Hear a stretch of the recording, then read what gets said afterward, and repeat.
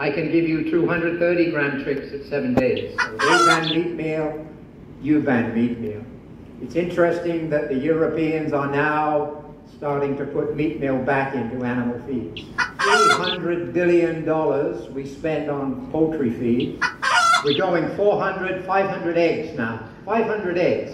In Mexico, 530 eggs. Now, it's raised without antibiotics important in human medicine. Insect meal, you're never going to be able to buy a boatload of insect meal. All right? You can maybe buy 5 tons, if you're lucky, at one time. That's going to keep a modern feed mill going for about 10 minutes. So, no new ingredients. This is all that we have. The only really new one is this one here, glycerol. If anyone is manufacturing biodiesel, glycerol is the main byproduct. And if anyone close to a biodiesel plant, this has the same energy value per kilo as corn. So it has nothing else, no protein or amino acids, but this is a very interesting energy product if you're close to a biodiesel plant. Animal proteins, meat. I know you can't use meat meal here because of the politics, unfortunately.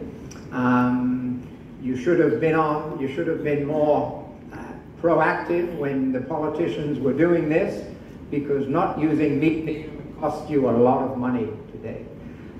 It's interesting, everyone follows what happens in Europe. About 5 years later, everyone thinks Europe is the answer to everything. And so they ban meat meal, you ban meat meal. It's interesting that the Europeans are now starting to put meat meal back into animal feeds. So hopefully you can do it maybe in 5 years' time if you talk to your politicians. But the various byproducts becoming very important. The corn byproducts, the rice byproducts, very cost effective.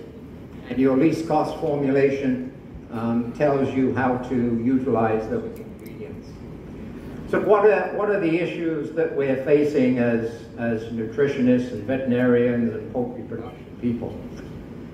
We've got science issues and we've got societal issues. Science-wise, energy evaluation. Energy evaluation. Of that $300 billion we spend on poultry feed, about $180 billion is spent on buying energy. And you don't have a clue what you're getting for your money. When you buy soybean meal, you know to the second decimal place how much protein there is there. When you buy corn, you haven't got a clue how much energy is there. It costs a lot of money. We have to come up with a rapid, accurate estimate of energy value of ingredients. NIR type systems. NIR is not accurate enough at the moment to measure metabolizable energy. The gut microflora, of course, become very important. 15 years ago, we hadn't got a clue what the gut microflora were in the chicken. We didn't have to worry about it because we had zinc bacitracin and we had BMD to look after the gut microflora. Now, we have to worry about the gut microflora. Fiber, when I started in this business many, many years ago, we used to formulate to crude fiber. I don't know why, but we did. Then fiber went out of fashion for about 30 years. We forgot about fiber. Now, fiber is coming back into feed formulation mainly because of gut microflora. We know that fiber is going to usually improve gut health in birds. And particle size, I'll show you some data on this. Particle size, mainly of corn. The larger the particle size of corn, the better its digestibility and utilization. Exactly opposite to where we thought 20 to 30 years ago. Grind corn finely, and the bird can utilize it the best. Now, because of this issue, and gut health and cocci. We're looking at other issues. Enzyme compatibility. This is one. I'm getting back 30 years with my pointer here, like a teacher. Enzyme compatibility. I think this is one of the major areas where most nutritionists miss out on economic value of what they have. They're reluctant to give all the uplift on amino acids when you add an amylase, you add a protease, and you add a phytase. You know, the saying, I'm giving energy to my amylase, so I can't give energy to phytase. You know, that's ridiculous. It's a different mode of action, how they work. So you've got to understand how enzymes work and give them all their true uplift on what they should be doing. And calcium metabolism. This is an LED screen. If I break this, I don't know who's going to pay for it. Calcium metabolism. This is what is going to catch us out long term in poultry production. This is going to be the limit to productivity. Everyone says, am I going to have a 1.7 kilo chicken in 20 days, 15 years from now? I don't think so, because you can't put a skeleton on a 1.7 20-day bird.